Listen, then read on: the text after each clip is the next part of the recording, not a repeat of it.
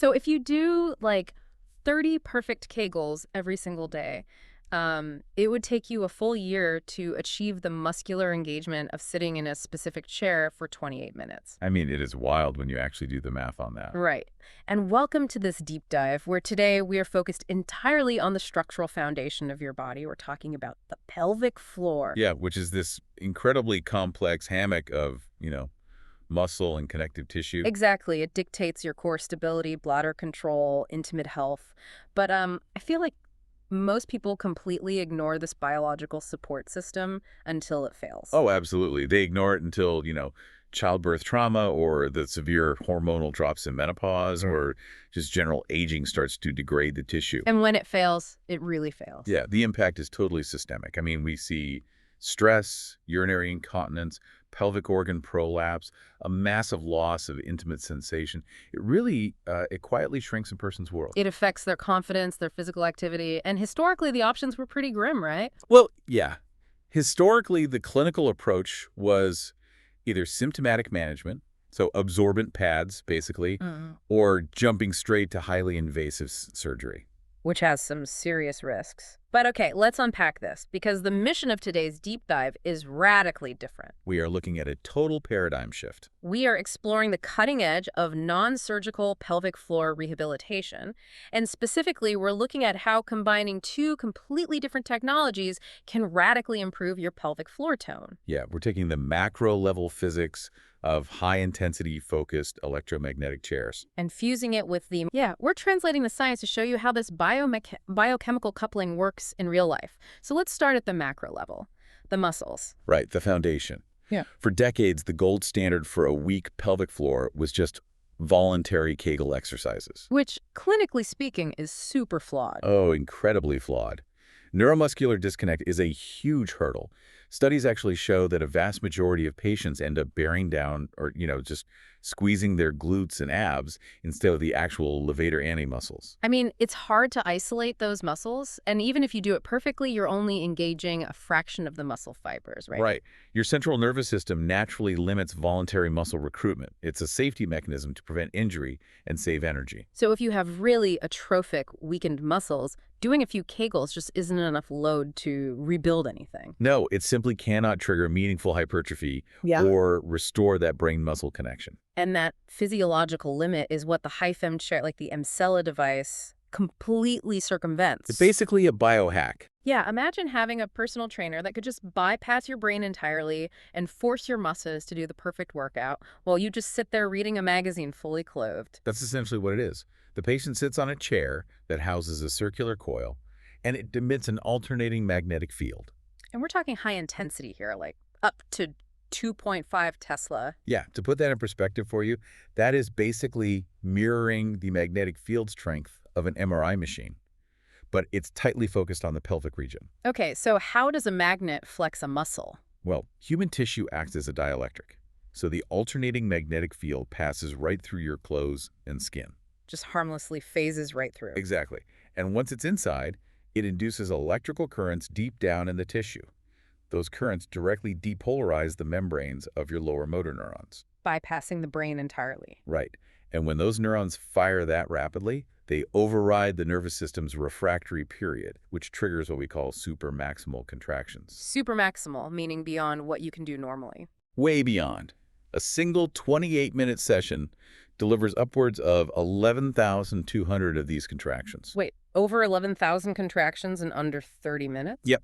And because the magnetic field is stimulating the entire motor nerve bundle, it forces 100% of the muscle fibers to engage simultaneously. That is insane. You literally cannot replicate that organically. No, it completely defies human biomechanics. And the clinical data backs this up. Yeah, I saw the 3D transperineal ultrasounds in the research. The anatomical changes are undeniable. What's fascinating here is that post-treatment, we see a distinct physical decrease in the levator hiatus area. That's the central opening in the pelvic floor. It literally shrinks and tightens up. Exactly. The muscles undergo significant hypertrophy, meaning the individual cells get bigger, and hyperplasia, meaning the actual number of muscle fibers increases. So the whole floor thickens and lifts the organs back up. But I have to ask on behalf of anyone listening, wait, if my muscles are being forced to contract 11,000 times by a 2.5 Tesla magnet, doesn't that hurt? You think so, right? Yeah, is it like being electrocuted? No, it's actually totally painless. Yeah. And it all comes down to the difference between direct electrical current and electromagnetic induction. Okay, break that down for us. So traditional 10NS units, the ones with the sticky pads, they use direct electrical current. Your skin has high electrical impedance. It acts like a resistor. Right, so the current gets stuck on the surface. Exactly. Mm. It loses a massive amount of energy at the skin level, which is what causes that stinging, burning feeling, and it struggles to reach the deep nerves. But magnetic fields are different. Right. Magnetic fields bypass that surface resistance entirely. Because the field passes through the skin without shedding energy, the current is only induced deep inside, directly at the neurons. Oh, wow. So your pain receptors on your skin aren't even triggered. Never. Patients just perceive it as like an aggressive rhythmic tingling and a really deep pulling sensation. A serious workout with zero recovery time. Exactly. Zero superficial tissue damage. Okay, so the chair handles the macrostructure. It builds this incredible muscle density. But muscle doesn't just float in empty space, right? Right. It doesn't exist in a vacuum. It's encased in fascia. It supports mucosal tissue. It lives in this complex cellular matrix. And this is where we pivot to the micro level. Because if you take a patient in menopause, they have this massive drop in estrogen. Which is devastating to the local tissue. Yeah, the mucosal tissue gets thin, dehydrated, ischemic. The fascia loses all its elasticity. And if you have super strong muscles pulling on thin, fragile, dehydrated tissue, you haven't really restored pelvic floor tone at all. Right. It's like building a Ferrari engine and putting it on a rusted-out chassis. Exactly. Relying solely on muscle strengthening is a huge clinical blind spot when treating menopausal atrophy or postpartum fascial trauma. Because even if the muscles are strong, the patient still experiences dryness, pain, and lack of support. Exactly. Which requires a totally different approach. We have to pivot from physics to biochemistry. And that brings us to the second technology, polynucleotide high purification technology, or PNHPT. Right. This isn't a mechanical fix. We're delivering highly purified, highly fragmented DNA molecules into the tissue. Usually ranging from 50 to 2,000 base pairs in length. And just to clarify, this is completely different from a standard cosmetic filler, right? Like hyaluronic acid. Oh, totally different. Temporary fillers just occupy space. Polynucleotides are active biostimulators. So if the HiFM chair is the construction crew pouring a concrete foundation, the polynucleotides are like the blueprints and the raw materials handed to the cellular workers to build the walls. That's a great analogy. When these polynucleotides are injected, they have a really high affinity for the CD44 receptors on your cells. And when they bind to those receptors? They wake up the fibroblasts. We shift those repair cells from a dormant state back into a highly active synthetic phase. Bumping out type I and type 3 collagen plus elastin. Exactly.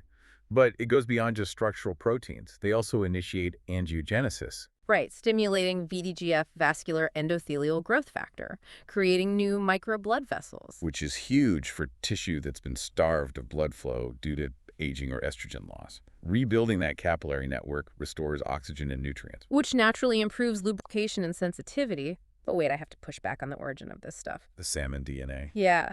You mentioned in the notes that these polynucleotides are derived from trout or salmon gonads. Is injecting fish DNA into human tissue actually safe? Like, what about fish allergies? It's a completely valid concern, but the manufacturing process guarantees safety. It's dictated by incredibly strict European pharmacopoeia standards. So how do they get rid of the allergy risk? The raw material undergoes aggressive thermal sterilization and deproteinization. Meaning they strip out all the proteins. Exactly. Allergies and immune reactions are almost always triggered by proteins or lipids. By stripping all of that away, you're left with pure, naked nucleotide chains. Just the biological code. No active pharmacological risk. Right. And since the basic molecular structure of DNA is universal, your immune system doesn't look at it and say, oh, that's fish. It just sees raw building blocks. Exactly. It seamlessly integrates them into its salvage pathway to repair your own cellular damage. That is fascinating. Plus, they form this 3D gel structure in the tissue, right? Yeah, that 3D matrix acts like a massive moisture magnet. It provides immediate, deep hydration. And scavenges free radicals, protecting the cells from oxidative stress. Okay, so here's where it gets really interesting. A synergy. Yes, the biomechanical meets the biochemical. We have the chair forcing 11,000 contractions and the DNA repairing the tissue. If a listener invests in both, how do they actually interact inside the body? Does one make the other work better? If we connect this to the bigger picture, It all comes down to the extracellular matrix, the ECM. The connective webbing. Right. Fibroblasts secrete the collagen that forms the ECM. But the ECM isn't just glue. It's a highly dynamic sensory network. Oh, so it actually senses physical tension. Yes. It's physically linked to the interior of your cells via the cytoskeleton. It constantly monitors mechanical load. But in someone with prolapse or severe tissue atrophy, that matrix is basically broken, right? Completely compromised. The tissue literally stops responding correctly to physical tension. It's like a frayed rubber band. No matter how much the muscle pulls on it, it doesn't transmit the force or trigger cellular repair. So when you introduce the polynucleotides first, You rapidly repair that ECM. You rebuild the dense collagen, the elastin, the hydration. You turn it back into a tight, resilient, tension-sensing network. and then boom, you add the HiFem chair. Exactly. The chair induces those 11,000 supramaximal contractions, and those powerful muscles are now pulling aggressively against this newly repaired, highly elastic ECM. And that physical pulling triggers a biochemical reaction, right? Mechanotransduction. We nailed it. It specifically triggers the TGF-beta-1 signaling pathway. That pathway takes the sheer mechanical force from the chair and physically converts it into biochemical signals. Telling the cells to make even more collagen. Yes. It creates this brilliant positive feedback loop. Wow. So the biochemical treatment makes the tissue capable of feeling the workout, and the workout forces the tissue to get even healthier. Exactly. The muscle gets thicker from the magnet, and the mucosa gets firm and elastic from the cell repair. You're treating the hormonal decline and the physical deterioration at the exact same time. So practically speaking, for someone dealing with stress, urinary incontinence, or menopause symptoms, you are attacking this from the inside out and the outside in. It's totally comprehensive. But let's be real for a second. Is this replacing surgery, like the sling procedures? We have to maintain clinical realism here. For high-grade, severe pelvic organ prolapse, surgery is often still required to physically lift and anchor the organs. Right. You can't just undrop a severe prolapse with a chair. No, but for mild to moderate prolapse, and especially for urinary incontinence and sexual dysfunction, this synergistic approach is a profound first-line defense. Meaning you can heavily reduce your reliance on incontinence pads and improve your core stability without going under the knife. Absolutely. No general anesthesia, no surgical site infections, no downtime. And for a vast majority of patients, and by the way, this includes men dealing with post-prostatectomy incontinence, this prevents the degradation that eventually requires surgery. So what does this all mean for you, the listener? Basically, true pelvic floor tone requires a balance. You need robust muscle function and resilient connective tissue. Right. IFEM handles the heavy lifting by bypassing your brain to deliver a physically impossible workout. And the polynucleotides provide the biochemical scaffolding via pure DNA-level cellular repair. They amplify each other to essentially turn back the biological clock on your tissue. And your pelvic health is so linked to your overall quality of life, your posture, your confidence, your autonomy.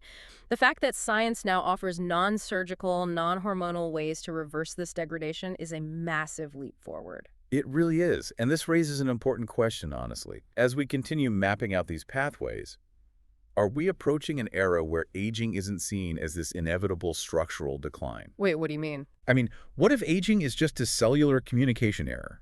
One that we can easily reprogram if we use the right combination of physical energy and biomolecules. Just biohacking the tension-sensing matrix. That is a wild thought. If we could do it for the pelvic floor, imagine what regenerative medicine might do for cardiac tissue or cranial fascia in the future. It totally reshapes how we view our own physical future, something for you to definitely mull over. Thank you for joining us on this deep dive, and we'll catch you on the next one.